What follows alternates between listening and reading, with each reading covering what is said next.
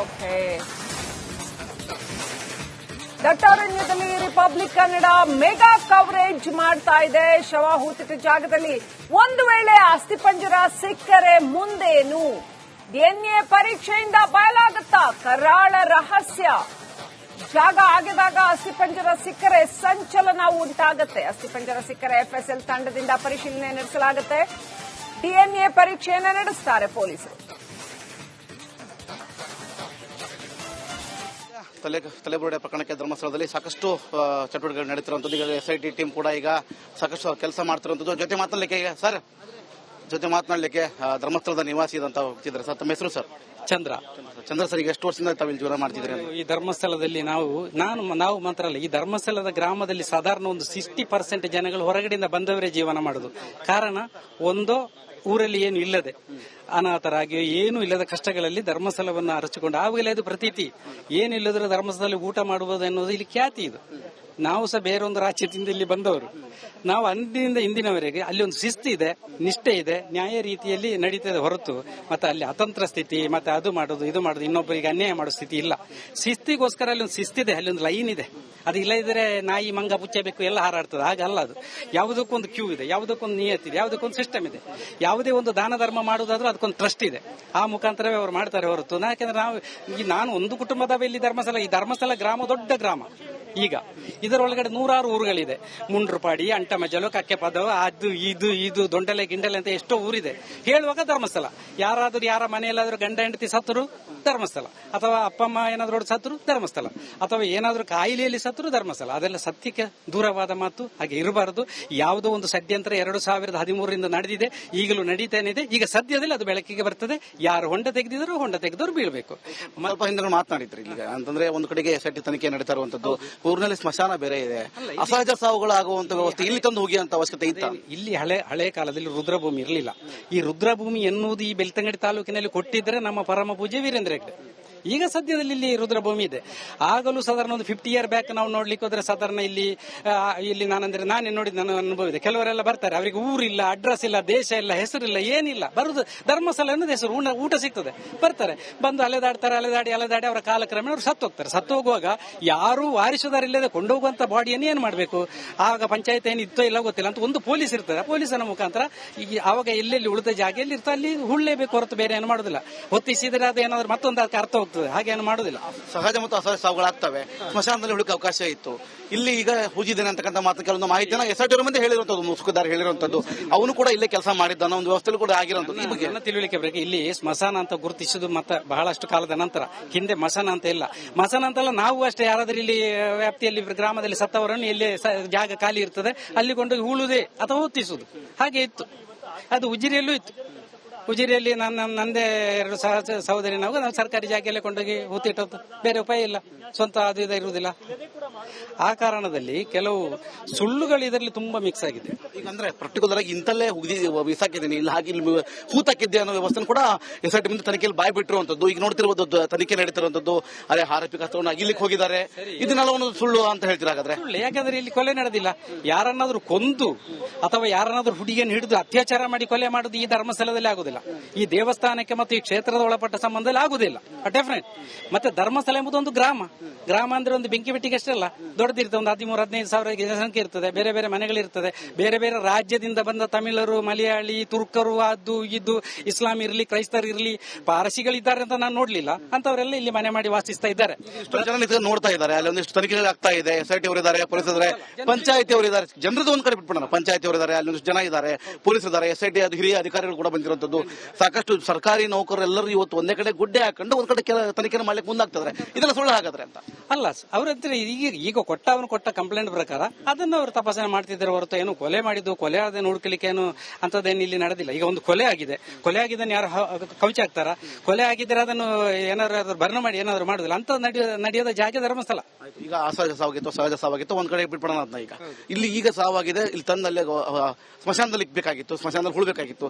ಸದ್ಯ ನೋಡ್ತಿರೋದು ಈ ಒಂದು ದಟ್ಟಾರಣ್ಯದಲ್ಲಿ ಹಾಕುವಂತ ವ್ಯವಸ್ಥೆ ಇತ್ತು. ಹಾಗಾದ್ರೆ ಅದೇ ನಾನು ಹೇಳಿದ್ದೆಲ್ಲ, ಹಿಂದೆ ಇಲ್ಲಿ ಸ್ಮಶಾನ ಅಂತ ಗುರುತಿಸಿರಲಿಲ್ಲ. ಅದಕ್ಕೆ ಸಂಬಂಧಪಟ್ಟವರು ಇಲ್ಲಿ ಅದರ ನಂತರ ಪಂಚಾಯತ್ ಬಂತು, ಪೊಲೀಸ್ ಸ್ಟೇಷನ್. ಆದ್ರೆ ಯಾವುದೇ ಒಂದು ಕ್ರಮಕ್ಕೂ ಒಂದು ಪೊಲೀಸ್ ಇರ್ತಾನೆ.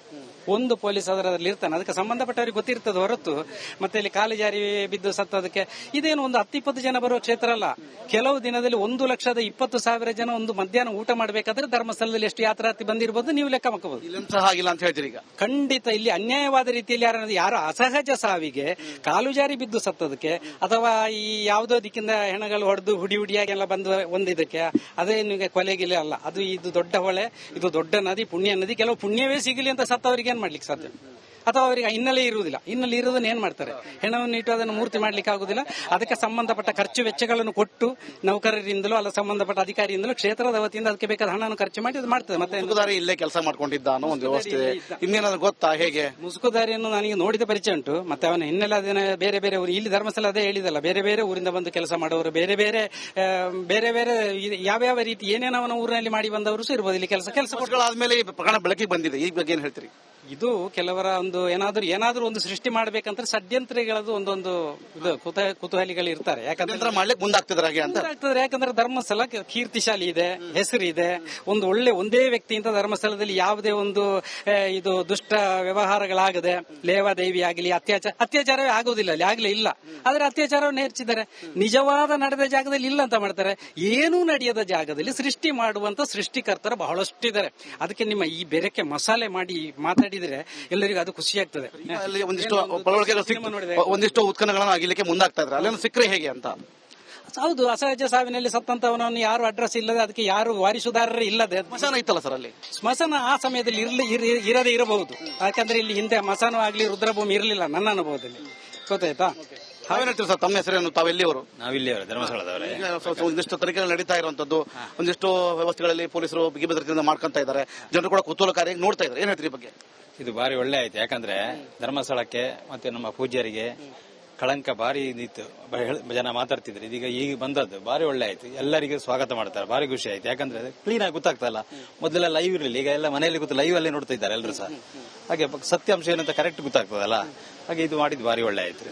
ಹಾಗೆ ತನಿಖೆಗಳಲ್ಲಿ ಒಂದಿಷ್ಟು ಸಿಗುತ್ತೆ. ನಾನು ಇಲ್ಲಿ ಊತಾಕಿದ್ದೆ ಅಂತೇಳಿ SIT ಮುಂದೆ ಒಂದಿಷ್ಟು ಪ್ರಶ್ನೆಗಳಿಗೆ ಉತ್ತರ ಕೊಟ್ಟಿರುವಂತದ್ದು, ಆಗಿನ ಘಟನೆಗಳ ಬಗ್ಗೆ ತಿಳಿಸಿರುವಂತದ್ದು. ನಿನ್ನೆ ಕೂಡ 13 ಕಡೆಗಳಲ್ಲಿ ಹೇಳಿರುವಂತದ್ದು. ಒಂದು ಕಡೆ ದಟ್ಟಾರಣ್ಯ ಆಗಿರ್ಬೋದು, ಮತ್ತೊಂದು ಕಡೆ ಇದ್ರ ಒಳಗಡೆ ಆಗಿದೆ, ಮತ್ತೆ ಇಲ್ಲಿ ಪಕ್ಕದಲ್ಲಿರ್ತಕ್ಕಂಥ ಬಲಭಾಗದಲ್ಲಿ ಕೂಡ ಹಾಕಿದ್ದೀನಿ ಅಂತ, ಕಂಬದ ಕೆಳಗಡೆ ಹಾಕಿದೆ ಅಂತ ಹೇಳಿದ್ದಾನೆ. ಇದೆಲ್ಲ ಸುಳ್ಳು ಹಾಗಾದ್ರೆ ಅಂತ ಅಲ್ಲ. ಅದು ನಮಗೆ ಅದು ಭಾರಿ ಹಳೆ, ಮೊದಲು ಸ್ಮಶಾನ ಎಲ್ಲ ಇರ್ಲಿಲ್ಲ ಇಲ್ಲಿ. ಆ ಟೈಮಲ್ಲಿ ಎಲ್ಲ ಮಾಡ್ತಿದ್ರು. ಆಗ ಪೊಲೀಸರು ಎಲ್ಲ ಇದ್ದೇ ಮಾಡ್ತಿದ್ದದು, ಇಲ್ಲದೆ ಮಾಡ್ತಿರ್ಲಿಲ್ಲ ಎಲ್ಲ ಸಹ. ಹಾಗೆ ಅಷ್ಟು ನಮಗೆ ಗೊತ್ತುಂಟು. ಆದ್ರೆ ಯಾವುದು ಇದು ಮಾಡ್ತಿರ್ಲಿಲ್ಲ, ದಾಖಲೆ ಸಮೇತ ಮಾಡ್ತಿದ್ರು ಎಲ್ಲ ಸಹ. ಹಾಗೆ ಹೇಳಿದ್ರು. ಇದು ಸ್ಥಳೀಯರ ಮಾತು. ಅಂದ್ರೆ ಒಂದ್ ಕಡೆಗೆ ಇದಕ್ಕೆ ಯಾವುದೇ ಪೂರಕ ಇಲ್ಲ, ಇದು ಯಾವುದಕ್ಕೂ ಏನಿಲ್ಲ. ಇದು ಹಿಂದೆ ಸ್ಮಶಾನ ಅಂತ ಗುರುತಿಸಿರ್ಲಿಲ್ಲ, ಧರ್ಮಸ್ಥಳ ಸ್ಮಶಾನ ಇರಲಿಲ್ಲ. ಹೀಗಾಗಿ ಒಂದಿಷ್ಟು ವ್ಯವಸ್ಥೆಗಳಾಗಿರಬಹುದು. ಆದ್ರೆ ಅದಕ್ಕೂ ಇದಕ್ಕೂ ಹೊಂದಾಣಿಕೆ ಮಾಡಲು ಅರ್ಥ ಇಲ್ಲ ಅಂತ ಮಾತನ್ನ ಇಲ್ಲಿ ಸ್ಥಳೀಯರು ಹೇಳ್ತಿರುವಂತದ್ದು. ಕೆಲವರು ಶಂಕರ್ ಕೊಪ್ಪ ಜೊತೆ ಮಾರುತಿ BM ರಿಪಬ್ಲಿಕ್ ಕನ್ನಡ, ಮಂಗಳೂರು. SITಯಿಂದ ಜಾಗಗಳ ಅಗೆತದ ಕಾರ್ಯ ನಡೀತಾ ಇದೆ. ಆ ನಿಗೂಢ ವ್ಯಕ್ತಿ ತೋರಿಸಿದ ಜಾಗಗಳ ಅಗೆತಕ್ಕೆ ಪರ ವಿರೋಧ ಚರ್ಚೆ ಕೂಡ ಆಗ್ತಾ ಇದೆ. ಧಾರ್ಮಿಕ ಭಾವನೆಗೆ ಧಕ್ಕೆ ಅಂತ ಸ್ಥಳೀಯರು ಹೇಳ್ತಾ ಇದ್ದಾರೆ. SIT ತನಿಖೆಯಿಂದ ಸತ್ಯ ಹೊರಬರಲಿ ಅಂತ ಕೂಡ ವಾದ ಮಂಡಿಸ್ತಾ ಇದ್ದಾರೆ. ಧರ್ಮಸ್ಥಳದಿಂದ ರಿಪಬ್ಲಿಕ್ ಕನ್ನಡ ಗ್ರೌಂಡ್ ರಿಪೋರ್ಟ್ ಕೊಡ್ತಾ ಇದೆ. ಧರ್ಮಸ್ಥಳದ ತಲೆಬುರುಡೆ ಪ್ರಕರಣ ಸದ್ಯಕ್ಕೆ ಈಗ ಒಂದಿಷ್ಟು ಉತ್ಖನಗಳನ್ನು ತೆಗೆದಕ್ಕೆ ಮುಂದಾಗ್ತಿರುವಂತದ್ದು. ಬೆಳಗ್ಗೆಯಿಂದ ಕಳೆದ 2 ಗಂಟೆಯಿಂದ ಈಗಾಗಲೇ ಅರಣ್ಯದಲ್ಲಿ ಹೋಗಿರುವಂತದ್ದು. ಜನ ಜೊತೆ ಮಾತಾಡ್ತಾ ಹೋಗ್ತೀನಿ. ಸರ್, ಪ್ರಮುಖವಾಗಿ ಈ ಬಗ್ಗೆ ಏನ್ ಹೇಳ್ತೀರಿ? ನಡೀತಿರೋ SIT ತನಿಖೆ ಆಗಿರ್ಬೋದು, ಇಲ್ಲಿ ತಲೆಬುರುಡೆಗಳನ್ನ ಹುಡುಕ್ಲಿಕ್ಕೆ ಮುಂದಾಗಿದ್ದಾರೆ, ಏನ್ ಹೇಳ್ತೀರಿ ಬಗ್ಗೆ? ಸರ್, ನಾವು ಈಗ ಬೆಳಗ್ಗೆಯಿಂದ ಬಂದಿದ್ದೀವಿ. ಇಲ್ಲಿ ಸಾಕಷ್ಟು ಜನ ಸೇರಿದ್ದಾರೆ. ಸಿಕ್ಕಾಪಟ್ಟೆ ತುಂಬಾ ಕುತೂಹಲ ಇದೆ. ನಿನ್ನೆನೂ ಆಕ್ಚುಲಿ ಇದೆಲ್ಲ ಮಾರ್ಕಿಂಗ್ ಮಾಡಿದ್ದಾರೆ ಅಂತ ಹೇಳಿದ್ರು. ಈಗ ನಾವು ನೋಡ್ತಾ ಇದ್ದೀವಿ. ಸರ್, ಇಲ್ಲಿಂದ ನಾವು ಶಿವಮೊಗ್ಗದವರು. ಇಷ್ಟೊಂದು ಆರೋಪ ಪ್ರತ್ಯಾರೋಪ ಕೇಳಿ ಬರ್ತಾ, ಈ ಬಗ್ಗೆ ಹೇಳ್ತೀರಿ? ಸರ್, ಏನಂತ ಹೇಳಿದ್ರೆ ಅನ್ಯಾಯ ಯಾರು ಮಾಡಿದ್ರು ಅವ್ರಿಗೆ ಶಿಕ್ಷೆ ಆಗಬೇಕು ಅನ್ನೋದು ನಮ್ದು ಇದೆ ಸರ್. ನ್ಯಾಯದ ಪರವಾಗಿ ಯಾರಾದ್ರೂ ಅನ್ಯಾಯ ಮಾಡಿರಲಿ, ಅಕಸ್ಮಾತ್ ಅದೇನೋ ಸತ್ಯ ಆಗಿದ್ರೆ ಅದು ಕಾನೂನು ಪ್ರಕಾರ ಅದೇನು ಕ್ರಮ ಇದೆ ತಗೊಳ್ಬೇಕು. ಅಕಸ್ಮಾತ್ ಆತರ ಅನ್ಯಾಯ ಆಗಿದ್ರೆ, ಏನೇ ಅನ್ಯಾಯ ಆಗಿದ್ರು ಕೂಡ ಅವರಿಗೆ ತಕ್ಕ ಶಿಕ್ಷೆ ಆಗಬೇಕು ಅನ್ನೋದು ನಮ್ದೊಂದು. ಅನಾಮಧೇಯ ವ್ಯಕ್ತಿ ಬಂದು ಈ ತರ ನಾನು ಶವಗಳನ್ನು ಊತಾಕಿದ್ದೀನಿ ಅಂತ ಹೇಳ್ತಾ ಇದ್ದಾನೆ. ಅದರಲ್ಲೂ ಕೂಡ ಪವಿತ್ರವಾದ ನೀವೆಲ್ಲ ಪೂಜೆ ಮಾಡಿಸುವಂತ, ಜಳಕ ಮಾಡುವಂತ ನೇತ್ರಾವತಿ ನದಿ ತಡದಲ್ಲಿ ಹಾಕಿದ್ದೇನೆ ಸರ್. ಈ ಬಗ್ಗೆ ಏನ್ ಹೇಳ್ತೀರಿ? ಸರ್ ಅವರು ಈಗ ಇಷ್ಟೊಂದು ಆರೋಪ ಮಾಡಿದ್ದಾರೆ. ಈಗ ತನಿಖೆ ಆದ ನಂತರ, ಯಾಕೆಂದ್ರೆ ಅವ್ರು ಅಷ್ಟು ಓಪನ್ ಆಗಿ ಬಂದು ಅಕಸ್ಮಾತ್ ನಾಳೆ ದಿನ ಏನಾದರೂ ಇದು ಆರೋಪ ಸುಳ್ಳಾದ್ರೆ ನನ್ನ ಮೇಲೆ ಕ್ರಮ ತಗೊಳ್ಳಿ ಅಂತ ಹೇಳಿರೋದ್ರಿಂದ ತನಿಖೆ ಆದ ನಂತರ ಅಕಸ್ಮಾತ್ ಸತ್ಯತೆ ಇದ್ರೆ ಯಾರು ಅನ್ಯಾಯ ಮಾಡಿದರೆ ಅವರಿಗೆ ಶಿಕ್ಷೆ ಆಗಲಿ, ಇಲ್ಲ ಅಂತ ಹೇಳಿದ್ರೆ ಆತನೇ ಒಪ್ಕೊಂಡಿದ್ದಾನೆ ನಮ್ಮ ಮೇಲೆ ಕ್ರಮ ತಗೊಳ್ಬಹುದು ಅಂತ. ನಿಮ್ಮ ಭಾವನೆಗೆ ಯಾವ ರೀತಿ ಧಕ್ಕೆ ಆಗಿದೆ ಅಂತ ಸದ್ಯಕ್ಕೆ? ಸರ್, ಇದು ನಮ್ದು ಪವಿತ್ರ ಕ್ಷೇತ್ರ ಇದು. ಯಾಕೆಂದ್ರೆ ನಾವು ಸಣ್ಣಿಂದ ಧರ್ಮಸ್ಥಳ ಮಂಜುನಾಥ ಅಣ್ಣಪ್ಪ ಸ್ವಾಮಿನ ಈ ದೇವಸ್ಥಾನಕ್ಕೆ ಬಂದಂತವ್ರು. ಇದೊಂಥರ ಮನಸ್ಸಿಗೆ ಬೇಜಾರಾಗ್ತದೆ. ಈ ತರ ಒಂದು ಇಶ್ಯೂ ಇರೋದ್ರಿಂದ ಆದಷ್ಟು ಬೇಗ ಸತ್ಯತೆ ಹೊರಗೆ ಬರಲಿ. ಯಾರ ಅನ್ಯಾಯ ಆಗಿದ್ರೆ ಅವರಿಗೆ ಶಿಕ್ಷೆ ಆಗಲಿ, ಅಕಸ್ಮಾತ್ ಇಲ್ಲ ಅಂತ ಹೇಳಿದ್ರೆ ಈ ಒಂದು ಕ್ಷೇತ್ರದ ಪವಿತ್ರತೆ ಉಳ್ಕೊಳ್ಳಿ ಅಂತ ನಮ್ದೊಂದು ಭಾವನೆ. ತಾವೇನು ಹೇಳ್ತೀರಿ? ಇಲ್ಲಿ ಒಂದಿಷ್ಟು ಘಟನೆಗಳು ನಡೀತಾ ಇದಾವೆ. ಉತ್ಖನನ ತೆಗಿಲಿಕ್ಕೆ SIT ಆಗಿರ್ಬೋದು, ಪೊಲೀಸರು, ಗ್ರಾಮ ಪಂಚಾಯತಿಯವರು, ಜನರು, ಅಧಿಕಾರಿಗಳು ತಾವು ಕೂಡ ಉತ್ಸುಕರಾಗಿ ನಿರೀಕ್ಷೆಯನ್ನು ಇಟ್ಕೊಂಡು ನೋಡ್ತಿದ್ರಿ. ಏನ್ ಹೇಳ್ತೀರಿ ಈ ಬಗ್ಗೆ? ಏನಿಲ್ಲ ಸರ್, ಸರ್ಕಾರ ಒಂದು ಒಳ್ಳೆ ರೀತಿ ಹೆಜ್ಜೆ ಇಟ್ಟಿದೆ. SITನ ಫಾರ್ಮ್ ಮಾಡಿದೆ, ಒಳ್ಳೆ ರೀತಿ ಅಧಿಕಾರಿಗಳನ್ನು ಹಾಕೊಂಡು ತನಿಖೆ ನಡೆಸ್ತಾ ಇದೆ. ಯಾವುದೇ ಇರ್ಬೋದು, ಸತ್ಯ ಅಥವಾ ಅಸತ್ಯ ಇರಲಿ, ಎರಡೂ ಕೂಡ ಹೊರಗಡೆ ಬರಬೇಕು. ಇದು ಏನು ಕ್ಷೇತ್ರ ಮಂಜುನಾಥ ಸ್ವಾಮಿ ಕ್ಷೇತ್ರ ಏನಿದೆ, ಹಿಂದೂಗಳ ಧಾರ್ಮಿಕ ಕ್ಷೇತ್ರ ಏನಿದೆ, ಇದಕ್ಕೆ ಧಕ್ಕೆ ಬರದೇ ಇರೋ ರೀತಿ ಒಂದೊಳ್ಳೆ ರೀತಿ ಇದಾಗಬೇಕು. ಅಕಸ್ಮಾತ್ ಅನಾಮಿಕ ವ್ಯಕ್ತಿಗಳಿರ್ತಕ್ಕಂಥ ವಿಚಾರಗಳು ಸತ್ಯ ಆಗಿದ್ದಲ್ಲಿ ಅದನ್ನು ಯಾರು ಮಾಡಿದ್ದಾರೆ ಅವರಿಗೆ ಈ ಕಾನೂನಿನ, ದೇಶದ ಕಾನೂನಿನಡಿಯಲ್ಲಿ ಅವರಿಗೆ ಕಠಿಣವಾದ ಶಿಕ್ಷೆ ಕೊಡಬೇಕು. ಅದು ಇದೇ ಜಾಗ ಇರ್ಬೋದು, ಇನ್ನೊಂದು ಜಾಗ ಇರ್ಬೋದು, ಮತ್ತೊಂದು ಜಾಗ, ಎಲ್ಲೇ ಕೂಡ ಈ ರೀತಿ ಅಕ್ರಮಗಳನ್ನು ನಡೆಸಿದ್ರೆ ಅವರಿಗೆ ಈ ದೇಶದ ಕಾನೂನಿನ ಅಡಿಯಲ್ಲಿ ಅವರಿಗೆ ಶಿಕ್ಷೆ ಕೊಡಬೇಕು ಅಂತೇಳಿ ನಾವು ಈ ಕ್ಷೇತ್ರದ ಒಬ್ರು ಭಕ್ತಾದಿಗಳಾಗಿ ನಾವು ಕೇಳ್ಕೊಂತೀವಿ. ನೋಡ್ತಿರ್ಬೋದು, ನೇತ್ರಾವತಿ ಅಂದ್ರೆ ಪುಣ್ಯ ಸ್ನಾನ ಮಾಡುವಂತದ್ದು ಕ್ಷೇತ್ರ ಅನ್ಕೊಂಡ್ ಬರ್ತಾರೆ ಜನ. ಈಗ ಅಂತಲ್ಲೇ ಇಂಥದೊಂದು ಕೆಲಸ ಆಗಿದೆ ಅಂತ ಆರೋಪಗಳು ಕೇಳಿ ಬರ್ತಾ ಇದೆ. ಈ ಬಗ್ಗೆ ಹೇಳ್ತೀರಿ? ಇಲ್ಲ ಸರ್, ಇದು ಹಿಂದೂಗಳ ಮನಸ್ಸಿಗೆ ತುಂಬಾ ಧಕ್ಕೆ ಬಂದಿದೆ. ಅಂದ್ರೆ ಏನಾಗ್ಬಿಡುತ್ತೆ ಅಂತಂದ್ರೆ, ನಾವು ಇಲ್ಲಿ ಬಂದು ನೇತ್ರಾವತಿಯಲ್ಲಿ ಸ್ನಾನ ಮಾಡಿ ನಮ್ಮ ಅಂದ್ರೆ ಪಾಪಕರ್ಮಗಳಲ್ಲಿ ತೊಳ್ಕೊಂಡು ನಾವು ಮಂಜುನಾಥ ಮತ್ತು ಅಣ್ಣಪ್ಪನಿಗೆ ಅಡ್ಡ ಬೀಳಂತ ಒಂದು ಸಂಸ್ಕೃತಿ ನಾವು ಹುಟ್ಟದಾಗಿಂದ ಕೂಡ. ಯಾಕೆಂದ್ರೆ ನಮ್ಮ ಹೆಸರು ಕೂಡ ಶ್ರೀ ಮಂಜುನಾಥನ ಹೆಸರು ನಮ್ದು. ಮನೆಯಲ್ಲಿ ನಮ್ಮ ಅಜ್ಜ ಅದನ್ನೇ ಇಟ್ಟಿರೋದು. ಯಾಕೆಂದ್ರೆ ಧರ್ಮಸ್ಥಳ ಅಂದ್ರೆ ನಮಗೆ ಅಷ್ಟೊಂದು ಭಕ್ತಿ. ಹಾಗಾಗಿ ನಮ್ಮ ಏನು ಭಕ್ತಿ ಮತ್ತೆ ನಮ್ಮ ಪಾವಿತ್ರತೆಗೆ ಇವತ್ತು ಅದೊಂದು ತೊಡಕು ಉಂಟಾಗಿದೆ ಅಂತ ಹೇಳೋದಕ್ಕೆ ಇಷ್ಟಪಡ್ತೀವಿ ಸರ್. ಭಾವನೆಗೆ ಯಾವ ರೀತಿ ಧಕ್ಕೆ ಆಗಿದೆ ಅಂತ? ಹೌದು ಸರ್, ಈಗ ನಾವು ಪಾವಿತ್ರತೆ ಇದೆ ಇದರಲ್ಲಿ, ಎಲ್ಲಿ ನೇತ್ರಾವತಿ ನದಿಯಲ್ಲಿ ಅಂತಾನೆ ನಾವು ಬಂದು ಸ್ನಾನ ಮಾಡ್ತಾ ಇದೀವಿ. ಬಟ್ ಅದ್ರ ಪಕ್ಕದಲ್ಲಿ ಈ ತರದ ಒಂದು ವಿಚಾರಗಳು ಬಂದಿದೆ ಅಂದಾಗ ನಮ್ಮ ಮನಸ್ಸಿಗೆ ನಾವು ಇಷ್ಟು ದಿವಸ ಮಾಡಿದ್ದು ಹೇಗೆ ಅನ್ನೋದು ಅಂತ ನಮ್ಮನ್ನು ನಾವೇ ಪ್ರಶ್ನೆ ಮಾಡ್ಕೊಳ್ಳೋಂತ ಒಂದು ಪರಿಸ್ಥಿತಿಗೆ ಬಂದು ನಾವು ನಿಂತಿದ್ದೀವಿ ಇವತ್ತು. ಹಾಗೆ ಸರ್, ಪ್ರಯತ್ನ ಮಾಡ್ತೀನಿ. ಬ್ರದರ್, ಈಗ ಪ್ರಮುಖವಾಗಿ ಈ ರೀತಿ ಘಟನೆಗಳು ನಡೀತಾ ಇರೋದು, SIT ತನಿಖೆ ಆಗಿರ್ಬೋದು, ಉತ್ಖನನ ತೆಗಿಲಿಕ್ಕೆ ಅಧಿಕಾರಿಗಳು ಮುಂದೆ ಬಂದಿರುವಂತದ್ದು, ತಾವು ಎಲ್ಲಿ ಅವರು ಯಾವರಿಂದ ಬಂದಿದ್ದೀರಿ? ಮೂಡಿಗೆರೆಯಿಂದ. ಏನ್ ಅನಿಸ್ತಾ ಇದೆ ಸರ್ ಇದನ್ನ ನೋಡಿದ್ರೆ? ಏನ್ ಅನಿಸ್ತಾ ಇದೆ ನಿಮ್ಗೆ? ಸರ್, ಅದೇ ನಂಬಕ್ಕೆ ಆಗಲ್ಲ ಏನು ಹಿಂಗೆ ಅಂತ ಗೊತ್ತಾಗಲ್ಲ. ವ್ಯಕ್ತಿ ಬರ್ತಾನೆ, 100 ವರ್ಷಗಳು ಹೂತಿಕ್ಕಿದ್ದೀನಿ ಅಂತ ಹೇಳ್ದ, ಅಧಿಕಾರಿಗಳ ವ್ಯವಸ್ಥೆಗಳಿಗೆ ತಂದ, ಅದನ್ನ ಕಂಪ್ಲೇಂಟ್ ಕೂಡ ಮಾಡೋ ದೂರದಾರ ಆದ, ಒಂದಿಷ್ಟು ಜನ ಅವರ ಹಿಂದ್ಗಡೆ ಬಂದ್ರು. ಈಗ ಇಲ್ಲಿ ಬಗ್ಗೆ ಒಂದ್ ಸ್ವಲ್ಪ ಚರ್ಚೆಗಳು ನಡೀತಾ ಇರೋದು, ಪರ ವಿರೋಧ ಆಗ್ತದೆ. ಈ ಬಗ್ಗೆ ಏನ್ ಹೇಳ್ತೀರಿ? ಏನ್ ಸರ್, ಈ ಬಗ್ಗೆ ಏನ್ ಹೇಳ್ತೀರಿ? ಈಗ ನಡೀತಿರೋ ಘಟನೆಗಳ ಬಗ್ಗೆ ಏನ್ ಹೇಳ್ತೀರಿ? ಸತ್ಯ ನೋಡ್ತಿದ್ದೀನಿ ನಿಂತ್ಕೊಂಡೀಗ, ಇದ್ರ ಬಗ್ಗೆ ಏನ್ ಹೇಳ್ತೀರಿ? ಅಲ್ಲ, ಇರ್ಬೋದು ಸರ್, ಸತ್ಯ ಇರ್ಬೋದು. ಈಗ ಅವನು ಕಂಡು ವಿಚಾರಗಳು ಹೇಳ್ತಿದ್ದಾನೆ, ಆದ್ರೆ ಸತ್ಯ ಇರ್ಬೋದು ಸರ್, ಸತ್ಯನೇ ಇರ್ಬೋದು. ತನಿಖೆ ಆದ್ಮೇಲೆ ಸತ್ಯತೆ ಗೊತ್ತಾಗುತ್ತೆ ಅಂತ ಹೇಳ್ತೀರಿ? ಏನಾಗಂತ ಗೊತ್ತಾಗುತ್ತೆ. ತಾವು ಎಲ್ಲಿ ಊರು ಸರ್? ತಮ್ಮದೇ ಊರು? ನಮ್ಮ ಇದೇ ಊರು. ಇಲ್ಲಿ ನಡೀತಿರೋ ಪ್ರಕರಣಗಳ ಬಗ್ಗೆ ಇದೇ ಊರು ಅಂತ ಹೇಳ್ತೀರಿ. ಈ ರೀತಿ ನಡೆದಿರಬಹುದಾ ಘಟನೆಗಳು ಅಂತ? ವಿಶ್ವಕ್ಕೆ ಮಾದರಿಯಾಗಿರ್ತಕ್ಕಂತಹ ಒಂದು ಶ್ರೀ ಕ್ಷೇತ್ರ ಧರ್ಮಸ್ಥಳ. ಮತ್ತೆ ಇಲ್ಲಿ ಅಧರ್ಮ ನಡೀತಾ ಇದೆ ಅಂತ ಹೇಳಿದ್ರೆ ಒಂಥರ ಬೇಸರ ಆಗ್ತದೆ ಮನಸ್ಸಿಗೆ. ನಾವೆಲ್ಲ ಸಣ್ಣದಿಂದ ಇಲ್ಲಿ ಬರ್ತಿದ್ದವರು. ಶ್ರೀ ಕ್ಷೇತ್ರ ಧರ್ಮಸ್ಥಳದ ಮಂಜುನಾಥ ಸ್ವಾಮಿ, ಅಣ್ಣಪ್ಪ ಸ್ವಾಮಿ ಬಹಳ ಭಕ್ತ ನಾನು. ಆದ್ರೆ ಇಲ್ಲಿ ಈ ರೀತಿ ಆಗ್ತಾ ಅಂತ ಹೇಳಿದ್ರೆ ತುಂಬಾ ಬೇಸರ ಆಗ್ತದೆ. ನಡಿಬಾರ್ದಿತ್ತು ಇಲ್ಲಿ, ಅಥವಾ ಈ ರೀತಿ ನಡೆದಿದೆ ಅಂತ ಹೇಳಿದ್ರೆ ಅಲ್ಲಿ ಕ್ಷೇತ್ರದಲ್ಲಿ ಧರ್ಮಸ್ಥಳ ಮಂಜುನಾಥ ಸ್ವಾಮಿ ಇಲ್ವಾ, ಅಣ್ಣಪ್ಪ ಸ್ವಾಮಿ? ಒಂದ್ ಕಡೆಗೆ ಇಲ್ಲೇ ಇದ್ದಂತವನು ಅವ್ರು ಇಲ್ಲೇ ಇದ್ದು ಕೆಲಸ ಮಾಡ್ಕೊಂಡಿದ್ದೆ, ಈಗ 100 ವರ್ಷಗಳು ಹೂತಾಕಿದೆ ಅಂತ ಒಂದಿಷ್ಟು ಜಾಗ ತೋರಿಸ್ತಾನೆ. ಅದ್ರ ಪುಣ್ಯ ಕ್ಷೇತ್ರ, ಪುಣ್ಯ ಸ್ನಾನ ಮಾಡುವಂತ ಜನ ಇಲ್ಲಿ ಬಂದು ಭಕ್ತರು ತಮ್ಮ ಪಾಪಗಳ ಕರ್ಮ ತೊಳ್ಕೊಳ್ತಾರೆ. ಇಲ್ಲೇ ಹೂತಾಕಿದೆ ಅಂತ ಹೇಳ್ತಾರೆ. ಇದು ಎಷ್ಟರ ಮಟ್ಟಿಗೆ ಸರಿ ಅನಿಸ್ತದೆ ನಿಮ್ಗೆ ಅಂತ? ಅದೇ ನನಗೆ ಏನು ಅಂತ ಹೇಳಿದ್ರೆ, ಇವಾಗ SIT ತನಿಖೆ ಮಾಡ್ತಾ ಇದ್ದಾರೆ, ಅದರ ಬಗ್ಗೆ ನಾವು ತನಿಖೆ ಬಗ್ಗೆ ನಾವು ಮಾತಾಡಬಾರ್ದು. ಏನು ಅಂತ ಹೇಳಿದ್ರೆ, ಇಲ್ಲಿ ನಮ್ಗೆ ಬೇಸರ ಅಂತ ಹೇಳಿದ್ರೆ, ಧರ್ಮಸ್ಥಳ ಮಂಜುನಾಥ ಸ್ವಾಮಿ ಇದ್ದಾರೆ, ಅಣ್ಣಪ್ಪ ಸ್ವಾಮಿ ಇದ್ದಾರೆ, ಇಷ್ಟೆಲ್ಲ ಕೊಲೆ ಆಗೋವರೆಗೆ ಅವರು ಇದ್ರ ಅಂತ ಹೇಳಿ ಕಾಣುತ್ತಾರೆ ನನಗೆ. ಅಂದ್ರೆ ಇಷ್ಟೆಲ್ಲ ಆಗಿದೆ ಅಂತ ಹೇಳ್ತಾ ಇದ್ದಾರೆ. ಎಷ್ಟು ಒಂದು 100-150 ಹೆಣ ಉಂಟು ಅಂತ ಹೇಳ್ತಾ ಇದ್ದಾರೆ. ಹಾಗಾದ್ರೆ ಅಷ್ಟವರೆಗೆ ಕಣ್ಣು ಮುಚ್ಚಿಕೊಂಡಿದ್ರ ದೇವರುಗಳು? ಇವಾಗ ನಾವು ನಂಬುವಂತ ಏನಂದ್ರೆ ದೇವರು ಅಷ್ಟೇ, ಸತ್ಯ ಅಂದ್ರೆ ದೇವರು. ಮತ್ತೆ ಯಾರದು ಮನುಷ್ಯನ ದೇವರು ಅಂತ ಹೇಳಲಿಕ್ಕೆ ಯಾರು ಸಾಧ್ಯ ಇಲ್ಲ. ಅದು ಮತ್ತೆ ಏನಂತ ಹೇಳಿದ್ರೆ, ಒಂದು ಮಾಯಾ ಶಕ್ತಿ ಅಂತೇಳಿ ಉಂಟು. ಆ ಶಕ್ತಿ ಖಂಡಿತ ಅದು ತೋರ್ಪಡಿಸ್ತದೆ. ಇಲ್ಲಿ ಧರ್ಮ ನಡೆದಿದೆಯೋ ಅಧರ್ಮ ನಡೆದಿದೆಯೋ ಅದು ನಮ್ಗೆ ಗೊತ್ತಿಲ್ಲ. ಯಾಕಂತ ಹೇಳಿದ್ರೆ ಇನ್ನೂ SIT ತನಿಖೆಯಲ್ಲೇ ಗೊತ್ತಾಗಬೇಕಷ್ಟೇ. ಮತ್ತೆ ಅದೇ ಹೇಳಿದ್ರು, ನಮ್ಮ ಊರಲ್ಲಿ ನನ್ನ ತಾಲೂಕು ಇದೆ, ಬೆಳ್ತಂಗಡಿ ತಾಲೂಕು. ನನ್ನ ಊರಲ್ಲಿ ಹೀಗೆ ಆಗ್ತಾ ಅಂತ ಹೇಳಿದ್ರೆ ನಮ್ಗೊಂಥರ ಬೇಸರ ಆಗ್ತಾ ಉಂಟು. ದೈವವನ್ನು ನಂಬಿ ಬದುಕೋರ್ತಾವು, ತಮಗೆ ಇದು ಸರಿ ಅನಿಸ್ತಾ ಅಥವಾ ತಪ್ಪು ಅನಿಸ್ತಾ ಇದೆನಾ? ಸುಳ್ಳು ಆರೋಪ ಹಾಗೆ ಇಲ್ಲ ಈಗ ಎಲ್ಲಿಯಾದ್ರೂ ನಡೆದಿದ್ರೆ ಅದು ತಪ್ಪೆಪ್ಪ.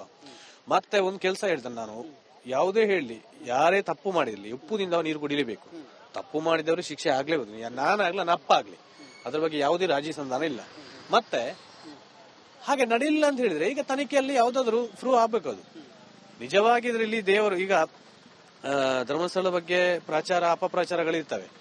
ಈಗ ಕೆಲವರು ಪ್ರಚಾರನೂ ಆಗ್ತದೆ ಅಪಪ್ರಚಾರನೂ ಆಗ್ತದೆ. ಹಾಗಂತ ಹೇಳಿ ಇಲ್ಲಿ ಯಾವ್ದು ಸತ್ಯ ಉಂಟಾ ಅದನ್ನು ಜಗತ್ತಿಗೆ ತೋರಿಸ್ಪಡಿಸ್ಬೇಕು. ಯಾವಾಗ್ಲೂ ಅದನ್ನು ಪ್ರತಿಭಟನೆ ಯಾವಾಗ್ಲೂ ಇದಕ್ಕಿಂತ ಒಂದು ಸಾರಿ ಸತ್ಯ ಗೊತ್ತಾಗ್ಲಿ ಅಲ್ವಾ? ಏನೇ ಆದ್ರೂ ಒಂದು ಕಡೆಗೆ ಸತ್ಯಾಸತ್ಯತೆ ಗೊತ್ತಾಗ್ಲೇಬೇಕು. ಎಸ್ಐಟಿ ತನಿಖೆ ನಡೀತಾ ಇದೆ. ಆ ತನಿಖೆ ಆದ ನಂತರ ಏನು ಸತ್ಯ ನಿಜಾಂಶಗಳು ಹೊರಗಡೆ ಬರ್ತವೆ. ಒಂದಿಷ್ಟು ಜನ ನಾವು ಭಕ್ತಿಯನ್ನ ದೇವರಲ್ಲಿ ತೋರಿಸ್ತೀವಿ, ಆದ್ರೆ ಈ ರೀತಿ ಆಗಿರೋ ಘಟನೆ ಸ್ವಲ್ಪ ಮನಸ್ಸಿಗೆ ಕೊಂಚ ಬೇಸರ ಇದೆ ಅಂತಕ್ಕಂಥ ಮಾತನ್ನ ಹೇಳ್ತಾ ಇರೋದು. ಕ್ಯಾಮರಾ ಪರ್ಸನ್ ಶಂಕರ್ ಕೊಪ್ಪ ಜೊತೆ ಮಾರುತಿ BM, ರಿಪಬ್ಲಿಕ್ ಕನ್ನಡ, ಮಂಗಳೂರು. ವೈದ್ಯಕೀಯ ಪರೀಕ್ಷೆಗಾಗಿ ವೈದ್ಯರ ತಂಡ ಆಗಮಿಸಿದೆ. ತಜ್ಞ ವೈದ್ಯರನ್ನ ಎಸ್ಐಟಿ ಅಧಿಕಾರಿಗಳು ಕರೆಸಿಕೊಂಡಿದ್ದಾರೆ. ಡಾಕ್ಟರ್ ಜಗದೀಶ್ ರಾವ್, ಡಾಕ್ಟರ್ ರಶ್ಮಿ ನೇತೃತ್ವದ ತಂಡ ಇಲ್ಲಿ ಅಸ್ಥಿಪಂಜರ ಸಿಕ್ಕರೆ ತಕ್ಷಣವೇ ಅದನ್ನ ಪರೀಕ್ಷೆ ಮಾಡುತ್ತೆ. ಎಷ್ಟು ದಿನಗಳ ಹಿಂದೆ ಹೂತಿರ್ತಕ್ಕಂಥದ್ದು, ಎಷ್ಟು ದಿನಗಳ ಹಿಂದೆ ಸತ್ತಿರ್ತಕ್ಕಂಥದ್ದು, ಹೆಣ್ಣಿನದ್ದು ಅಥವಾ ಗಂಡಿನದ್ದು, ಅಥವಾ ಏನಾದರೂ ಗಾಯದ ಗುರುತುಗಳಿದ್ದಾವ ಅಥವಾ ಫ್ರಾಕ್ಚರ್ಸ್ ಏನಾದರೂ ಇದೆಯಾ, ಈ ಎಲ್ಲ ಆಯಾಮಗಳಲ್ಲಿ ವೈದ್ಯಕೀಯ ತಂಡ ಪರೀಕ್ಷೆಯನ್ನ ಮಾಡಲಿದೆ. ವೈದ್ಯಾಧಿಕಾರಿಗಳನ್ನ, ತಜ್ಞ ವೈದ್ಯರುಗಳನ್ನ ಇದೀಗ ಎಸ್ಐಟಿ ಅಧಿಕಾರಿಗಳು ಕರೆಸಿಕೊಂಡಿದ್ದಾರೆ.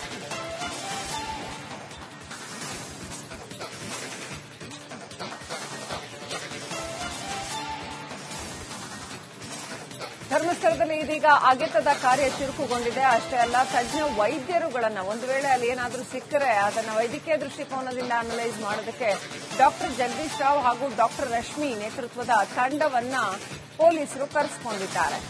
ಎಸ್ಐಟಿ ಅಧಿಕಾರಿಗಳು ವೈದ್ಯಕೀಯ ಪರೀಕ್ಷೆಗಾಗಿ ವೈದ್ಯರ ತಂಡವನ್ನ ಕರೆಸಿಕೊಂಡಿದ್ದಾರೆ.